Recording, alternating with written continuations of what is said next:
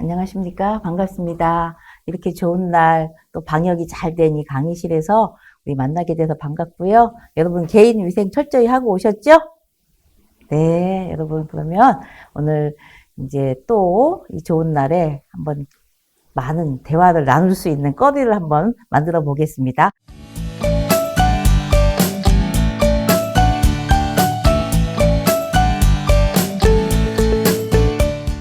그래서 여러분 처음에 이 강의 내용을 결정할 때 담당자와 막 얘기를 하면서 이거 인연인가? 이런 생각을 해서 되게 사실 마음이 조금 벅차고 좋았어요. 아, 제가 젊은 청년들, 소상공인들하고도 만나고 또 중장년층하고도 자주 만나는데 그들이 이렇게 운영을 하다가 만나는 그 고민 상태에 딱 부딪히는 그 점을 굉장히 많이 공감이 되더라고요. 그래서 이걸 어떻게 좀 해결해보고 방법을 찾아야 되는데 사실은 여러 다양한 교육들이 많이 있지만 그 방법을 찾아가는 데는 조금 한계가 있다는 생각을 저도 많이 했기 때문에 이제 그런 내용을 한번 얘기를 해보자. 그래서 합의가 돼가지고 제목이 여러분 보시다시피 철학과 삶이 담긴 음식으로 또 다른 길을 찾다. 이제 좀 길 것 같지만 감은 오시죠? 그래서 부제목으로는 현대인의 밥상, 전통과 자연의 길을 묻다 이렇게 정해봤습니다. 이 시간에 여러분들 편안하게 바쁘셨죠? 바쁘시죠? 또 마음도 생각도 다 멈추시고 여러분이 음식과 또 식품이나 이런 것에 관계되는 가치를 좀 생각해보는 여러분들과 저와의 필이 통하는 그런 시간이었으면 좋겠어요. 그래서 편안한 시간 되시고요. 또 유튜브 보시는 분들 질문 있으면 언제든지 질문 올려주세요. 자, 여러분들 요즘 어떻게 살고 계십니까? 기쁜 날, 슬픈 날, 짜증나는 날, 화나는 날 많지요? 이렇게 우리의 삶은 계속 모든 감정이 돌아가면서 우리는 그 감정을 경험하면서 살고 있어요.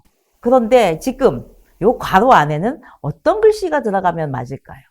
자, 지금 우리는 모모의 한가운데 서 있습니다. 뭘 것 같으세요? 그렇습니다. 가을의 한가운데 딱 서 있어요. 근데 지금 우리는 바쁘게 뛰거나 걸으면 아직도 덥고 여름의 끝인 것 같지만 이제 가을에 막바지를 향해서 가고 있는 이때에 있어요. 자, 그거 몸으로 좀 느껴주셨으면 좋겠어요. 그래서 우리가 오늘 이렇게 6가지의 작은 소제목으로 여러분과 저하고 한번 얘기를 나눠볼게요. 자, 첫 번째, 나는 왜 외식업체를 운영했는가? 아니면 운영을 계획하고 있는가? 두 번째, 시작이 잘 되었을까? 계획이 잘 되었을까? 또, 세 번째 가서는 내가 이 음식업체, 요식업을 할 때는 가장 대상이 바로 음식과 식품인데 이런 것들에 대한 의미는 어떤 것들이 있을까? 그리고 내가 먹는 것도 내가 계획하고 있는 음식점의 밥상은 정말 안녕한 밥상이 될 수 있을까? 또, 우리의 밥상은 정말 우리의 우주를 담고 자연을 담고 있을까? 마지막으로 이렇게 나의 삶과 음식에 대한 철학이 담긴 식사를 누군가 모를 앞으로 여러분이 만나게 될 불특정 다수의 모든 사랑하는 그대들에게 정말 사랑의 마음으로 줄 수 있는 준비가 될 수 있을까? 이런 측면에서 한번 쭉 편안하게 여러분과 얘기 나눠볼게요. 자, 준비되셨죠?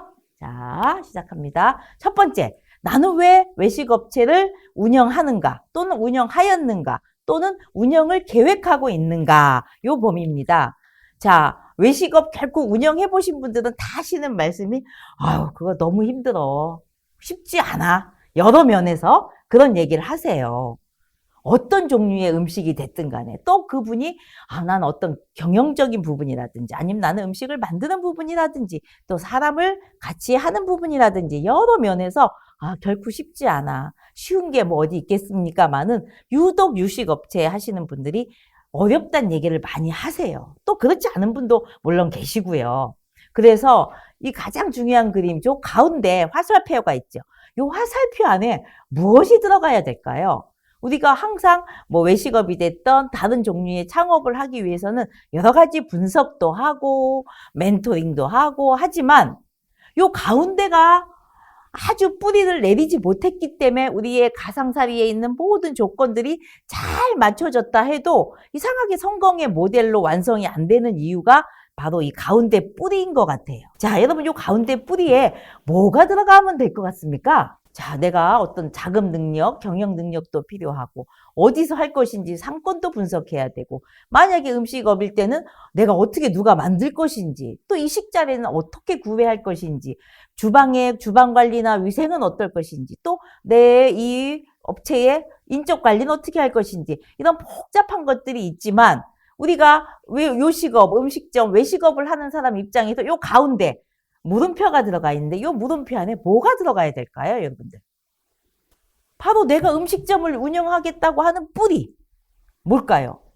단순한 메뉴나 레시피가 아니라 나는 왜 이 음식점에 이 음식을 가지고 이 영업을, 창업을 하고자 하는가? 왜 운영을 하고 있는가? 그것이 여러분들 전체 몸과 마음속에 딱 뿌리를 내리지 않으면 이 외부에 있는 다양한 요소들이 빛날 수가 없어요. 여러분 어떻게 생각하세요? 이해가 되십니까? 중요해요.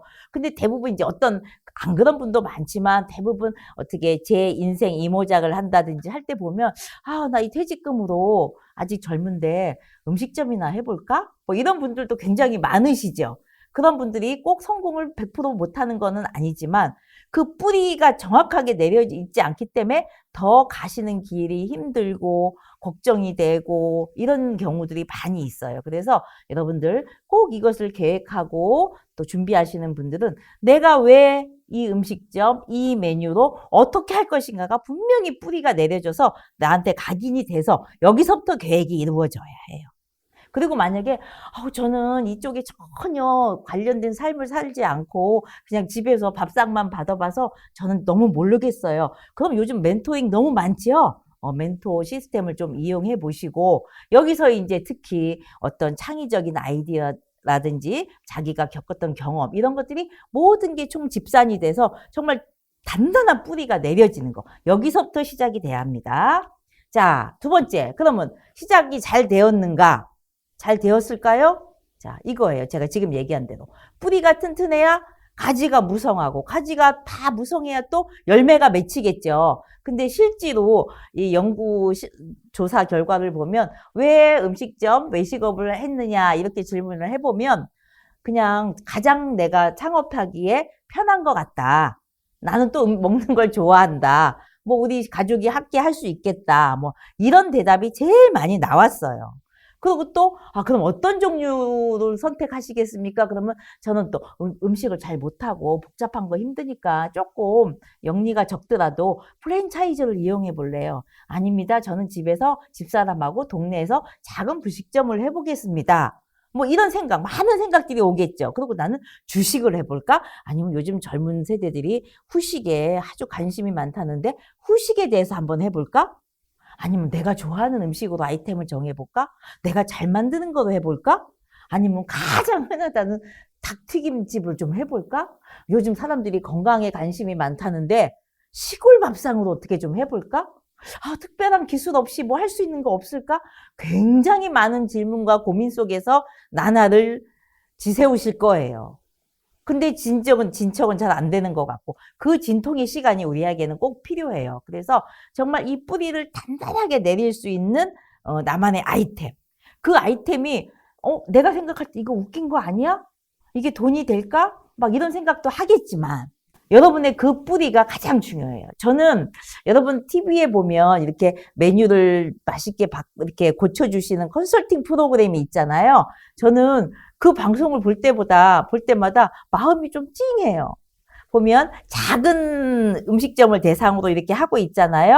좀 이렇게 힘들어하고 아직 좀 진취적으로 못하고 있는 분들을 대상으로 하고 있는데 그분들 두 주인분들이 막 주눅이 들어갖고 죄인같이 이렇게 서서 컨설팅을 받는 그 표정이 거의 90% 이상이에요. 그래서 그래, 항상 겸손한 자세로 전문가한테 도움을 받고 교육을 받는 그 자세는 너무 좋지만 왜 저분들이 왜 이렇게 잠깐만 주눅이 들어있는 모습일까? 그게 항상 방송을 쭉 보고 나면 결국은 본인들이 이런 음식점을 개업하고 창업한 배경이 앞에서 말씀드린 대로 어떤 특별한 뿌리 없이 한번 해볼까? 이런 경험 누가 해봤다는데 괜찮다는데 이런 데서 시작이 됐기 때문에 나 자신이 없는 거예요. 그래서 우리가 돈을 벌기 이전에 얼마나 벌기 이전에 일단 내가 단단히 자신 있게 나 이런 거 창업 아이디어 있어요. 이렇게 할 수 있는 그 뿌리를 준비하셔야 돼요. 제가 지역에 그 전라남도 어떤 소도시에 그 메뉴 컨설팅을 하러 가요. 그러면 제가 정말 긴 시간 동안 느낀 거지만 그 지역에서 유명하게 아주 유명해서 돈을 고가로 버시는 분도 있고 또 소규모로 그 좋은 입소문을 가지고 계신 분들을 보면 공통점이 있어요. 이거 아마 많은 분들이 경험을 하셨을 거예요. 아, 그분의 음식점에는 그분의 삶이 다 녹아 있다는 거예요. 처음에는 그분들도 내가 이걸 해야 될까 고민이 많았겠죠. 그런데 결정을 하면서 왜 내 이 흑두부가 이렇게 번창할까? 보면은 그 흑두부를 창업을 해서 그걸 운영하고 생각하고 행동하는 그 모든 그 주인의 운영자의 삶이 녹여져 있다는 거예요. 그 단순히 두부집이니까 이렇게 해서 이렇게 하고 막 맛내기 하고 막 색동 두부도 해보고 막 이런 어떤 그 외부에서 얻은 정보 아이디어만 가지고 운영을 하는 게 아니라 자기 깊은 곳에서 자기가 터득하고 경험하고 경험한 것에서 얻어지는 그 나름대로의 노하우 있지 않겠습니까? 그런 노하우들을 밖으로 표출해 내니까 그것이 창의성과 동시에 자기의 거기에 기쁨도 스며지면서 이 자체가 내가 돈을 버는 일터이기도 하지만 내 삶이 거기 다 녹아들어 있기 때문에 이렇게 그래도 좋은 평을 받고 매출을 잘 올리는 이런 음식점들은 그 운영자들의 의식과 행동이 분명히 다르다는 것을 저는 직접 눈으로 너무너무 많이 봤어요. 그래서 그분들한테 배울 점도 많고 그래서 이렇게 긴 세월을 이렇게 좋은 평을 들으면서 하시고 계시구나. 그런 걸 느끼면서 계속 제가 처음에 지금 뿌리 얘기를 하고 있어요. 이 뿌리를 여러분이 단단하게 갖추실 마음의 각오를 하셔야 돼요. 그래, 외식업 한번 해보자. 이거 좋대. 그게 갖고는 안 돼요. 요즘 그 방송 같은 데 이렇게 보면 밑에 홍보가 나오잖아요. 뭐 하루에 매출을 얼마나 올릴 수 있는 무슨 뭐 후식 전문점 막 이렇게 해서 많이 나와요. 그러면 이쪽에 창업을 하고 싶은 분들은 관심이 굉장히 많을 거예요. 매출이 높다고? 그게 1번이 아니라는 얘기. 내가 생각하고 내가 고민하는 그 뿌리를 먼저 찾아내고 이 뿌리가 나하고 맞을까? 그 다음 단계로 넘어가셔야 돼요. 그래서 뿌리가 튼튼해야 된다는 얘기를 가장 강조드리고 싶어요. 자, 그러면 여러분이 대상으로 하는 것은 식품 음식이에요. 음식이죠. 그럼 여러분 음식에 어떤 의미가 있고 음식에 대해서 얼마나 알고 계세요? 실제로 이런 음식점을 경영하고 싶은 분들은 음식에 대해서 내가 얼마나 알고 있는가?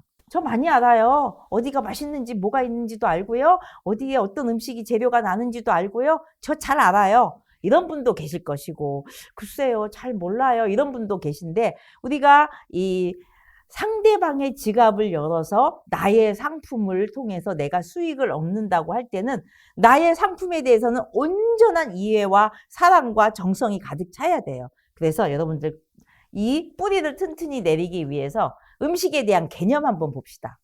아주 옛날에 우리가 못 살 때 이 먹는 것은 서바이벌이 목적이었어요. 생존이죠. 배고파. 뭐 아무것도 상관없어. 나는 목숨만, 생명만 유지할 수 있도록 먹으면 돼. 이게 목적이었는데 요즘은 그렇지 않아요. 그죠? 거기에 먹을거리에 사회적, 문화적인 이런 의미가 다 첨가가 되면서 이제는 음식이라는 것은 라이프, 삶을 위한 일부가 되어 버렸어요. 여러분 얼마나 음식점이 많아요. 저도 오늘 차를 타고 이렇게 오면서 엄마야 옛날에 못 보던 게 이렇게 많이 생겼네.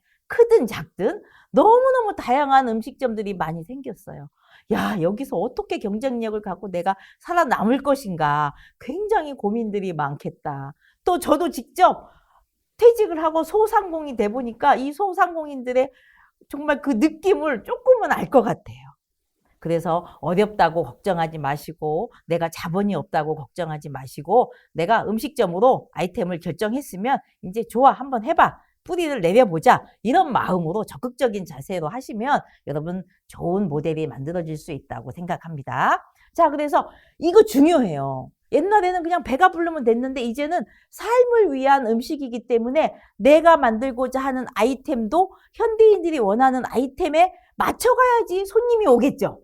무조건 내가 좋아, 맛있어 이렇게 해놓고 오세요. 그렇지 않아요. 그러니까 소비자들이 요구하는 것과 또 맞아야 된다는 그런 측면에서 지금 흐름을 좀 보고 있어요.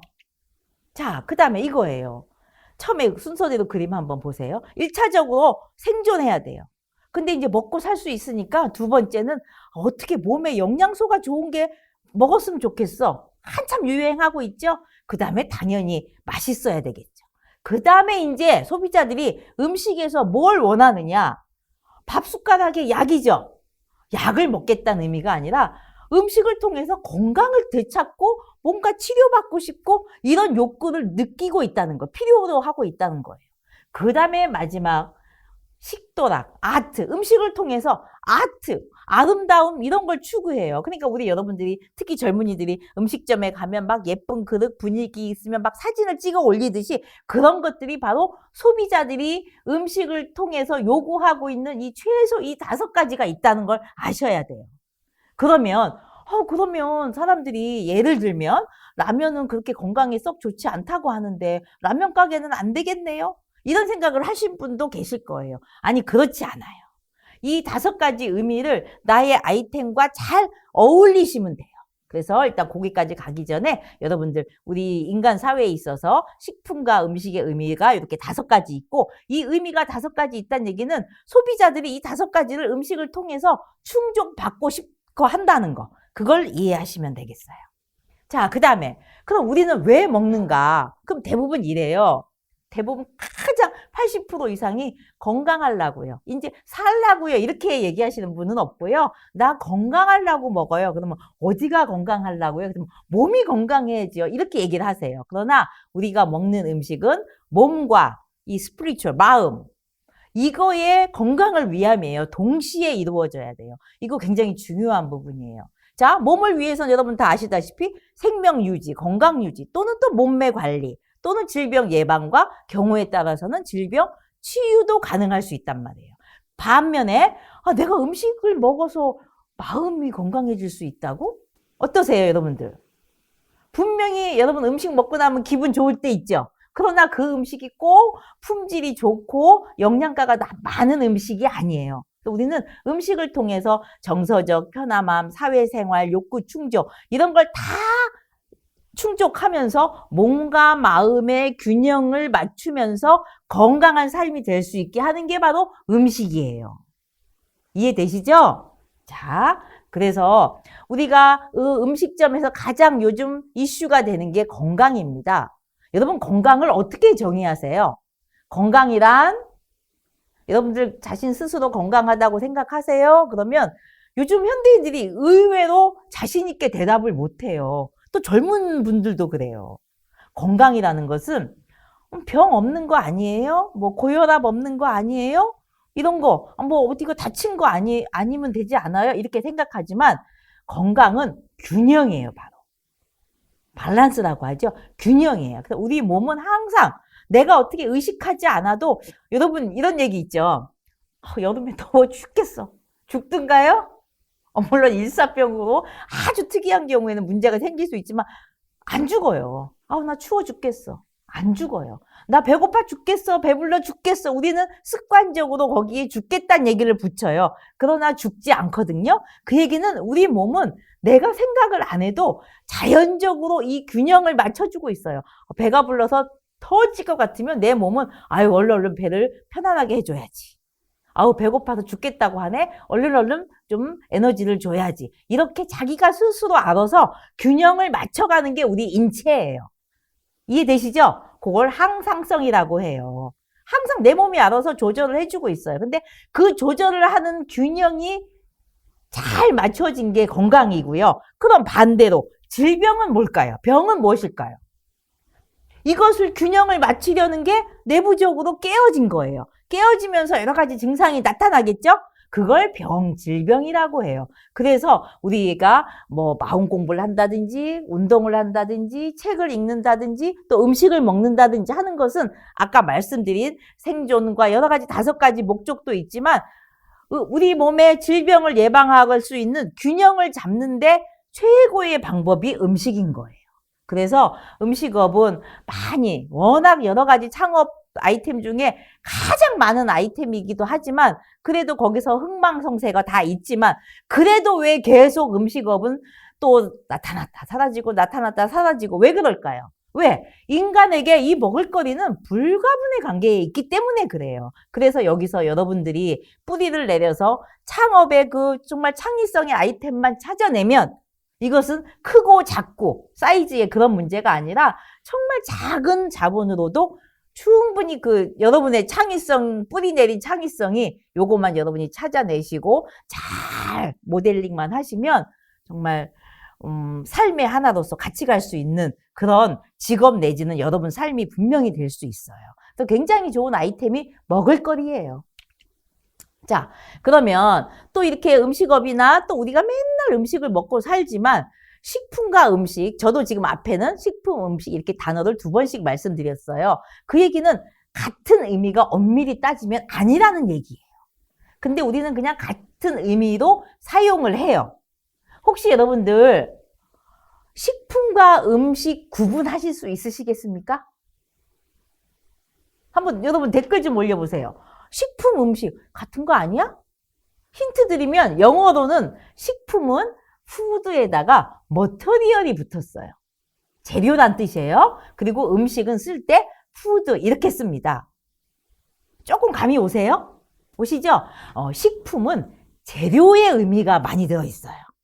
반면에 음식은 그 재료를 조리, 가공한 결과물이라고 보시면 돼요. 이해되시죠?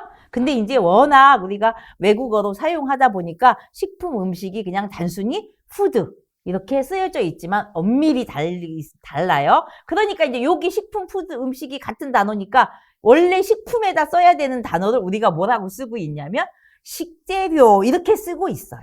또 그런 의미를 명확하게 이해를 하셔야 여러분이 책을 읽거나 어떤 다른 잡지 같은 걸 보실 때 이해하기가 쉬우세요. 자, 그 다음에 또 우리가 헷갈리는 것 중에 하나가 조리와 요리예요. 자, 우리 자격증 중에 음식을 만들 수 있는 자격증 중에 조리사예요? 요리사예요? 아주 옛날에 뭐 우리 일제 이럴 때는 요리사 이랬거든요. 근데 요리사 아니에요. 조리사가 맞아요. 요리하고 조리는 차이가 뭘까요? 사실 전문가들도 TV에 나와서 이 단어를 정말 잘못 쓸 때 많아요. 그래서 여러분도 이제 똑똑한 운영자가 되셔야 돼요. 조리와 요리의 차이는 뭘까요? 조리는 좀 영양에 대한 부분들까지 가미를 해서 음식을 밸런스 있게 꾸며내는 거라고 하면 네. 조리는 그냥 단일 그냥 음식. 용기 내줘서 감사합니다. 근데 조금 답은 좀 덜 맞아요. 조리는 프로세싱. 과정이에요, 과정. 그런데 그 의미 속에는 아무래도 일반적인 요리보다는 어떤 좀 가치를 잘 만들어서 균형 잡힌 음식이라는 개념이 들어있겠죠. 그리고 요리는 아웃풋이에요. 자, 우리 옛날에 자 요리집 가자. 그 얘기 바로 그게 맞는 거예요. 조리집 가자. 이건 말 틀리죠. 조리는 프로세싱이고 요리는 아웃풋이다. 이렇게 이해하시면 돼요. 근데 거기에는 꼭 뭐 조리는 영양가가 있어야 되고 그런 개념은 아니고 프로세싱과 아웃풋이다. 이렇게 이해하시면 되겠어요. 자, 그 다음에 이거 중요한 거예요. 제가 말을 길게 쓰면 복잡하니까 그림으로 많이 표현을 했어요. 우리가 음식은 결국은 누가 먹나요? 누가 먹어요? 사람, 내가 먹죠. 또 상대방, 우리 가족이 먹고 또 불특정 다수의 손님이 먹어요. 그래서 사람을 이렇게 화살표를 그려서 좀 이렇게 몸을 안으로 들어가 봤더니 우리 흔히 말하는 우리의 내부가 다 보이죠. 근데 우리는 음식을 먹고 씹어서 꿀떡 삼키면 나의 임무는 다 한 듯한 생각을 우리 사람들은 많이 해요. 그러나 내 몸은 그때부터 정말 내가 먹은 음식에 대해서 많은 작용, 소위 말하는 소화가 잘게 쪼개졌으면 내가 이용할 수 있도록 혈액 속으로 들어오는 흡수, 또 흡수가 되면 나의 각각 세포 들어보셨죠? 세포에서 아주 많은 대사 활동을 통해서 자, 머리카락도 만들고 손톱도 만들고 에너지도 내고 그 노폐물은 또 소대변으로 나가게 돼 있죠. 이런 아주 생리적인 과정을 거친단 말이에요. 그런데 우리가 조금 요즘 식품이나 음식에 대해서 얘기할 때는 이렇게 얘기해요. 자, 우유에는 칼슘과 단백질이 많아서요. 뼈에 좋고요. 면역력에 좋아요. 이런 얘기해요. 맞아요. 그래서 우리가 그거 먹어야 돼요. 딸기에는 비타민 C가 많아서 꼭 먹어야 돼요. 이렇게 따지면 여러분의 몸은 영양소 덩어리일까요? 여러분 몸은 영양소로 구성된 진짜 100% 영양소만일까요? 뭐 틀린 말은 아니지만 100%는 아니에요. 그죠? 자, 맞아요. 내가 여기 부러졌어. 그러면 이 뼈가 부러졌으니까, 여태까지 뼈의 건강을 위해서는 칼슘이 필요하구나. 그러니까 칼슘이 많은 음식을 먹으면 되겠죠. 그러나 그것이 100%가 아니란 뜻이에요. 그럼 왜 아닐까요? 아니라는 걸 어떻게 느끼세요? 뭔가 말할 수는 없지만 아닌 것 같죠? 아닌 것 같아요. 바로 이거예요. 저 밑에 그림을 한번 보시면, 자, 단팥죽도 있고, 물론 이것도 다 영양소를 가지고 있어요. 그러나 제가 여기 비빔밥 단팥죽 삼계탕을 그려놨어요. 삼계탕 드신 지 얼마 안 됐죠? 우리 삼계탕 얘기 한번 해볼게요. 우리 요즘 돈만 있으면 삼계탕 언제든지 하루에도 몇 끼를 먹을 수가 있어요. 자, 그러나 삼계탕은 어떤 의미와 가치와 철학을 가지고 있을까요? 그거 생각해 보셨어요? 우리는 이제 음식을 막 분석해가지고, 닭에는 단백질이 있네? 아유, 대추에는 당질이 있네? 이렇게 물질적 영양소 함량의 물체로만 보고 있어요. 식품과 음식을. 이해되세요? 거기까지? 그러면 그것이 아니라는 예를 제가 드릴게요. 자, 삼계탕은 언제 먹는 음식입니까? 그러면 뭐 내가 먹고 싶을 때 먹는 거죠? 이럴 수 있어요. 이것이 우리가 바쁜 현대사회의 물질 문명 시대를 살아오면서 우리의 음식에 대한 가치를 공부하지 못하고 습득하지 못하고 살아온 이유예요. 자, 삼계탕은 언제 먹는 음식일까요? 복날에. 이 더운 복날에 먹었어요. 그런데 재료가 딱 5개거든요, 원래. 닭, 찹쌀, 인삼, 밤, 대추예요. 아닌데, 낙지도 들어가고, 전복도 들어가던데, 녹두도 들어가고, 그거는 변형된 거예요. 원래 이 5가지 재료예요. 근데 얘는 왜 복날에 먹어요? 여러분, 그거 아직도 우리 뇌리 속에, 생활 속에 남아있는 것은 삼계탕 정도가 그 가치에 대해서 그래도 좀 남아있어요. 왜 복날 먹을까, 삼계탕을? 기운을 보충해주기 위해서 그렇게 말씀하세요. 근데 실제로 그럴까요? 한번 볼게요. 자, 아니, 그 왜 더운 삼복더위에 그것도 차갑게 해먹는 닭고기 냉채 소스가 아니라 왜 펄펄 끓여서 뜨거운 걸 먹냐고요. 더워 죽겠는데. 자, 볼게요. 이게 바로 우리의 지혜예요. 여름에 덥지요. 표면이 막 더우니까 우리는 되도록이면 만졌을 때 시원한 음식들을 자꾸만 먹게 돼요. 그래서 찬 거 먹으면 엄마들이 뭐라 그래, 애기들한테. 야, 너 그거 찬 거 먹으면 배탈 나. 또 찬 거 먹으면 밥맛 없어. 이런 얘기 하시죠? 그게 맞는 얘기예요. 그래서 그렇게 찬 게 먹다 보니까 여기 한번 보실래요? 내 몸에 소화시키는 이 장부의 위장의 균형이 이렇게 딱 맞아야 되는데 위가 이렇게 차가워졌어요. 냉해졌어. 그럼 배탈 나겠죠? 그런데 우리 조상들은 그런 시기에 이 삼계탕을 먹음으로써 이 차가워진 나의 위를 어떻게 해줄까요? 정상으로 올려주는 게 바로 삼계탕이었어요. 이게 약은 아니지만 음식이 약이 되는 효과인 거예요. 왜?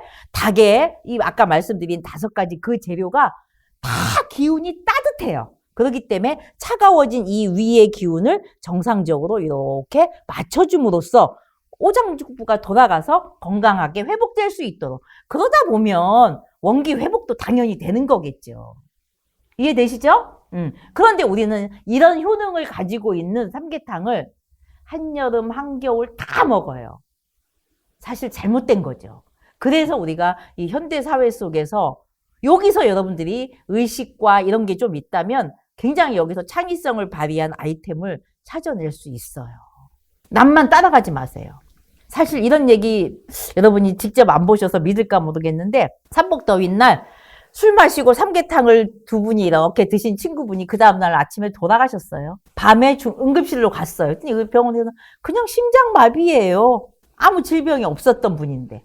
근데 바로 그분이 더운 여름에 뜨거운 양기의 기운이 많은데 뜨거운 삼계탕, 양의 기운이 많은 삼계탕을 또 술과 함께 이렇게 먹어서 갑자기 이 기운의 밸런스가 깨져서 온 거거든요.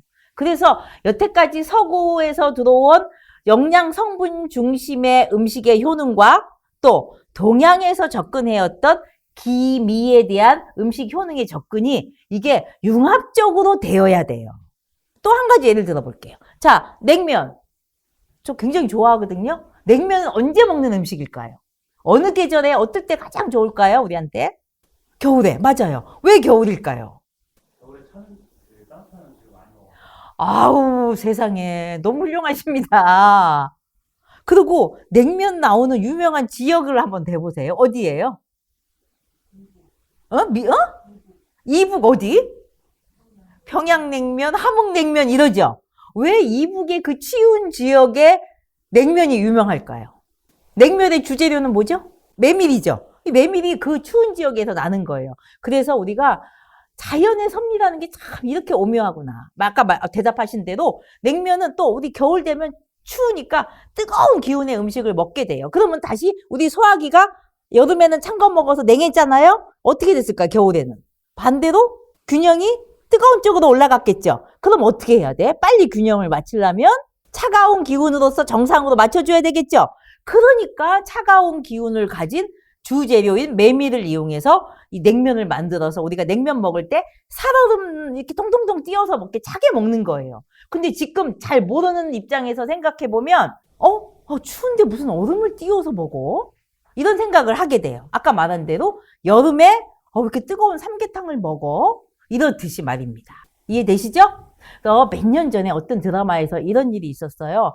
뭐 전통 음식점을 하시다가 뭐 최신 공부를 하고 오신 셰프가 들어와가지고 뭐 전통 음식을 한다고 하는데 그때 삼계탕 소개를 어떻게 했냐면 자, 여러분 삼계탕 다 떠오르시죠?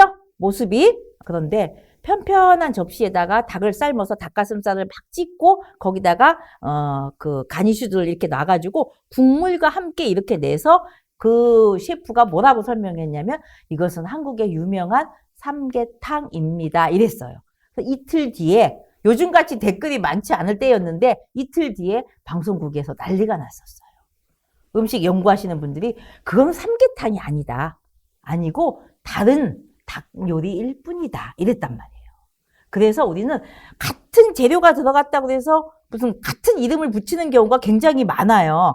원래 탕수육이라는 거 다 아시죠? 근데 우리는 버섯 탕수육 이렇게 돼 있어. 그거 맞을까요? 아니에요. 그렇죠? 탕수육이라는 것은 돼지고기를 튀긴 것을 말하는데 돼지고기 대신 버섯을 사용했다는 의미는 충분히 전달이 되지만 그게 탕수육은 아니거든요. 그래서 우리가 이 음식의 단어를 사용하는데 그가 가지고 있는 가치에 대한 의미를 좀 더 생각을 해본다면 단어 하나하나 그다음에 음식의 이름 이런 걸 정할 때 굉장히 좀 진중할 수가 있어요. 오늘 오다가 뉴스를 보니까 하얀 쫄면이 나온답니다. 하얀 쫄면.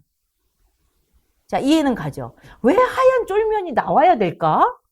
그거는 제가 뉴스를 자세히 못 봐서 제목만 봤는데 쫄면은 고추장에다 양념으로 비빈 음식 아닌가? 근데 고추장이 안 비빈 하얀 쫄면이다? 그래? 이게 어떤 욕구에서 그런 메뉴가 개발됐는지는 모르겠지만 이렇게 정체불명의 음식들이 많이 나오게 돼요. 그래서 여러분들이 레시피를 개발해서 메뉴에 이름을 붙일 때도 굉장히 신중이 필요하다는 거 그거 꼭 말씀드리고 싶어요. 그래서 그거 하나 기억해 주시고요. 그 다음에 말씀드렸듯이 식품과 음식은 인간에게 절대적인 출발점이기 때문에 이 음식점이 창업이 흥망성쇠를 거듭하면서도 줄어들지 않는 배경입니다. 여러분들 그래 안 먹으면 되지 그럴 것 같지만 이 먹는 것은 아까 말한 생존 뭐 건강 이런 거 이외에도 사회생활에도 깊은 영향을 미쳐요. 자, 여러분들 지나가다가 고등학교 동창을 오래간만에 만났어. 막 얘기하면서 지나가다가 헤어질 때 뭐라고 하면서 헤어지나요? 그렇지. 다음에 밥 한번 먹자. 그러지? 자, 다음에 우리 뭐 골프 한번 치자. 탁구 한번 치자. 이런 얘기 잘 안 해. 그지? 그래서 거기서 말하는 밥이라는 의미는 단순히 배부르게 끼니 먹는다는 의미가 아니라는 거. 그렇기 때문에 우리가 음식점을 창업하더라도 그런 어떤 사회문화적 의미까지도 좀 더 확대해서 판을 쫙 깔아놓고 이제 뿌리 내릴 준비를 하시면 되는 거예요. 자, 그 다음에 요 관계. 맨 밑에 푸드, 식품이에요. 또는 음식이라고 합시다. 요거는 우리나라에서 어떻게 정해져 있냐면 요건 좀 외워두시면 좋겠어. 여러분 뭐 자격증 같은 거 따실 때 이런 얘기가 나와요. 식품이란 먹을 수 있는 모든 것이다. 입속으로 들어갈 수 있는 모든 것이에요. 그러나 단 예외가 있어요. 그 예외가 뭘까요? 먹을 수 있는 모든 것. 여기서 먹을 수 있다 그 얘기는 일단 안전하고 위생적이라는 것은 기본이 되는 거고, 먹을 수 있는 것 중에 요거만 제외하고는 모두 식품이라고 해요. 그래서 굉장히 범위가 넓어요. 뭐가 있을까요? 입으로 들어가는 것 중에 식품 아닌 거.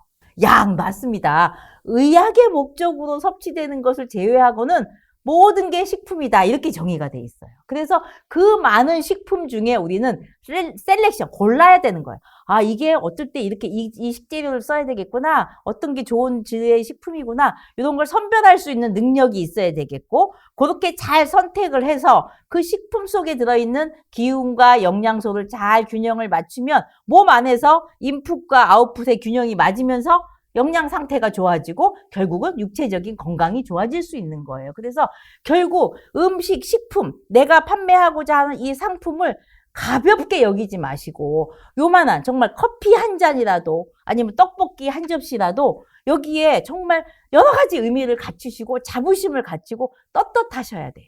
음식점이 크다고 돈을 많이 투자했다고? 아닙니다. 작은 정말 소위 말하는 조그만 2평짜리 가게라 하더라도 내 음식에 여러분들이 스스로 가치를 부여하고 의미를 부여해서 뿌리를 내렸다면 그 아이템은 최고입니다.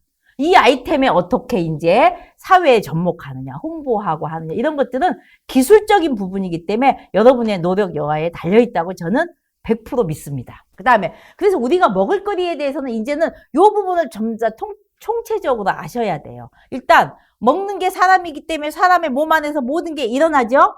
언젠가 왜 우리 어떤 김밥집에서 잘못 먹어가지고 병이 났는데 김밥에 납품한 어떤 소세지 문제라고 나와 있죠. 그래서 이 몸을 이해를 좀 못하면 그 내가 먹을거리에 나의 상품을 온전하게 대변하거나 방어할 수가 없어요.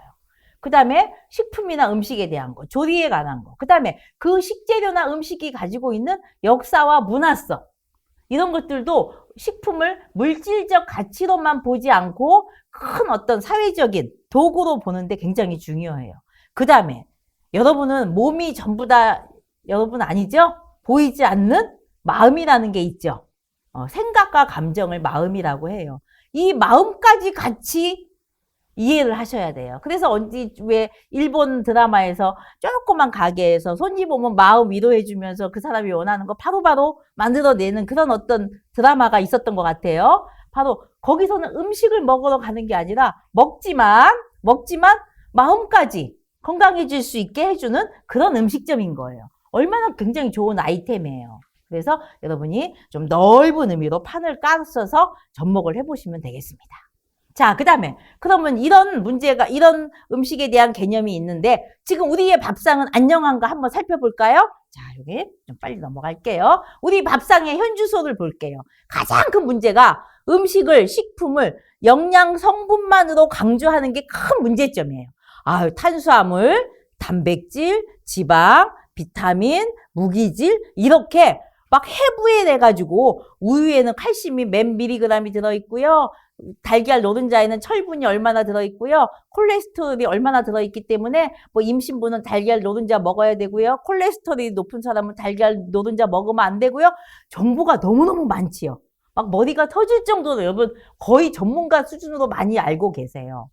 그거는 단편적인 것만 알고 있어서는 안 돼요. 그래서 우리 몸은 절대 영양소만으로 이루어진 게 아니고 우리 몸에 흐르는 전체적인 기운도 있기 때문에 음식을 이렇게 성분만으로 강조하는 건 절대 안 돼요. 근데 여태까지 서구 교육을 받아왔기 때문에 그냥 음식은 우리는 대부분 그거 뭐가 많은 식품인데 탄수화물이 많대. 그거 지방이 많대. 지방이 몸에 나쁘다는데 이렇게 많으면 돼? 아주 이런 단편적인 그런 지식으로 음식을 바라보고 있다는 거. 우리 대부분의 국민이 그래요. 그것은 바로 이 서양 교육 때문에 비롯난 문제들이거든요. 이렇게 영양소 중심으로 보고 이 영양소가 부족하면 건강기능식품 먹어서 그냥 균형 맞추면 돼. 이렇게 어떤 연료의 개념으로 이렇게 생각을 하고 있어요. 그러다 보니까 우리 인간들이 스스로 식품을 분별하고 있어요. 어머나 우유나 현미, 블루베리 같은 건 건강이 너무 좋으네. 아유, 반면에 신설탕, 밀가루 이런 것들은 너무 안 좋대. 이렇게 나름대로 여러분 분명히 그런 거 있으시죠? 이건 좋은 식품, 이건 나쁜 식품, 뭐 이런 게 우리 나름대로 자꾸만 정보, 많은 정보에 의해서 그게 내재되어 있어요. 그러다 보니까 나 흰밥 안 먹어. 잡곡밥 먹어야지.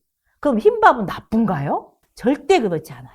이 세상의 모든 사람을 포함한 모든 생명체는 좋다 나쁘다가 아니라 자기의 특징을 가지고 있는 거예요. 그 특징을 우리가 잘 필요할 때 적재적소에 쓰는 거. 그것이 가장 바람직한 거지 식품을 좋은 거 나쁜 거 이렇게 이분하시면 안 돼요. 그다음에 두 번째, 음식의 현주소.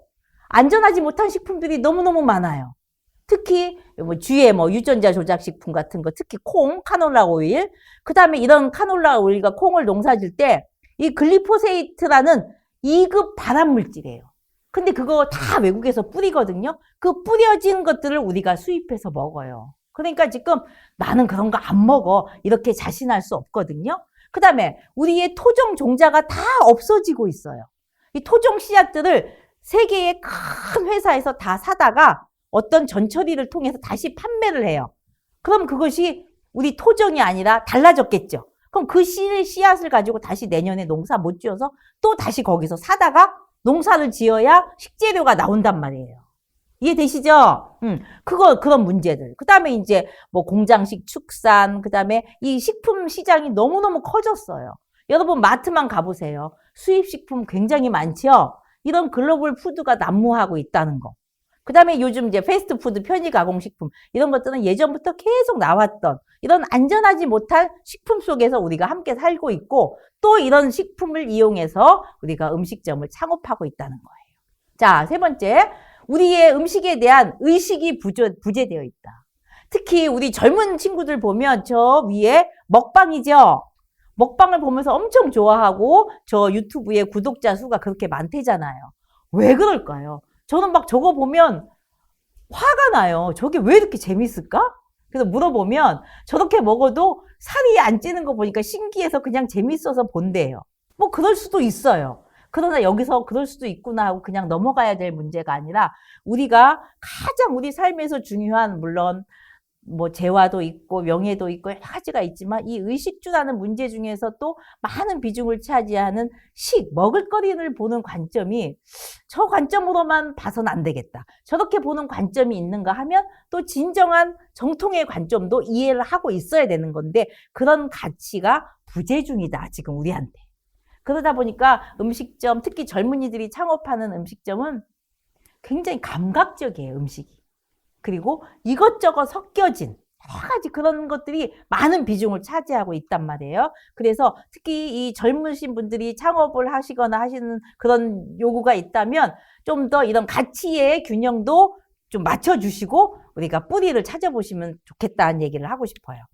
네 번째, 우리의 음식의 현주소. 통제가 어려워요. 옛날에는 엄마가 장봐 와서 밥상 차려주면 그게 우리 식탁이었거든요. 근데 보이지 않지만 요즘 우리의 먹을거리 안에는 저기 세계의 그 무역기구, WTO, 그다음에 자본 문제, 농기업 문제, 식품산업 문제 이런 것들이 보이지 않는 손으로 작용을 하고 있어서 우리가 우리도 우리나라에서 만드는 거 먹고 싶죠. 근데 어쩔 수 없이 수입식품이 들어오니까 그걸 사용 안 할 수도 없고 이런 보이지 않는 우리를 통제하는 보이지 않는 손이 있다는 것도 꼭 기억해 주시고요. 그다음에 우리 음식의 현주소에 배려가 없다. 자, 이거는 쑥깍두기. 깍두기가 발효됐다는 의미가 아니라 좀 더 익혔다 의미예요. 그럼 물을 좀 더 팍 익혔다는 의미는 어떤 의미가 숨어 있을까요? 푹 좀 익혔다. 이거 발효되는 쑥자가 아니라 익힐 쑥자예요. 익혔다? 이건 누구를 배려했을까요? 익혔다? 그럼 무가 아삭한 것보다 좀 더 부드럽겠죠. 자, 부드러워졌다. 그건 무슨 의미일까? 누구를 배려했을까요? 그렇죠. 이빨이 아픈 노인이나 어린아이를 배려한 이런 조리법을 사용했다는 거예요. 요즘 그렇지 않아요. 표준 레시피라는 표준화된 것은 물론 좋지만 특성이 없어지고 이런 배려의 조리법이 많이 사라지고 있는 것도 우리가 좀 알아두시고요. 음식의 다양성이 소멸됐어요. 지역마다 음식이 똑같아. 전주에 가도 전주 비빔밥, 서울에 와도 전주 비빔밥, 서울의 전주 비빔밥이 더 맛있대요. 이런 문제들.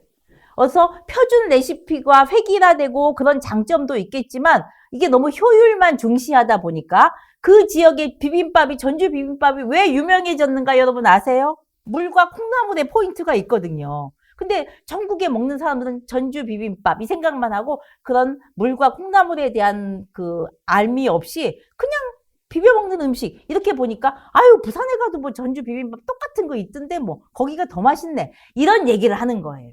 그래서 전통 음식과 지역 음식, 특산물 이런 것들에 대한 것도 너무 획일화돼 있어서 여러분들 그런 부분도 좀 관심을 가지셔야 되고요. 마지막으로 음식의 현주소. 이거 계속 모든 인류가 얘기하고 있어요. 인간이 살아가는 편리를 위해서 살아가는 여러 가지 일탈 때문에 생태계가 파괴되니까 특히 우리가 사용하는 먹을거리로 사용하는 모든 식재료들이 식품들이 생산해서 악순환을 겪고 있다. 그러면서 계속 좋은 음식 먹어야 돼. 좋은 식재료 해야 돼. 아이고 환경 파괴하면 안 돼. 그러면서도 우리는 실제로 그 실천적 의지를 계속 유지 못하고 있어요. 한참 생태계 파괴된다고 종이컵 쓰지 말자고 했죠. 근데 자기 머그컵 갖고 다니기도 했지만 조금 해보니까 어때요? 어느 순간 그것도 없어졌어. 없어지고 그냥 종이컵을 또 쓰고 있어요. 이게 우리가 머리로만 입으로만 지구를 위하고 같이 상생하자는 그런 의식이 강하고 실천 의지가 강하지 않기 때문에 그래요. 그래서 이렇게 먹을거리는 농과 모든 자연에서 나오기 때문에 이 생태계가 파괴되면 우리가 암만 건강하고 잘 생산된 식재료를 확보하고자 하더라도 그것이 안 된다는 거. 이런 현실에 우리가 인류가 지금 봉착하고 있다. 그래서 이 크게 7가지 우리 밥상의 현주소를 한번 우리가 이해해 봤어요. 여러분 여기까지 이해 다 되세요? 안 되는 거 있으시면 질문 올려주세요. 자, 그래서 우리의 밥상은 안녕하십니까? 까지 봤습니다. 여기 잠깐 쉬고 우리 다시 이어서 하겠습니다.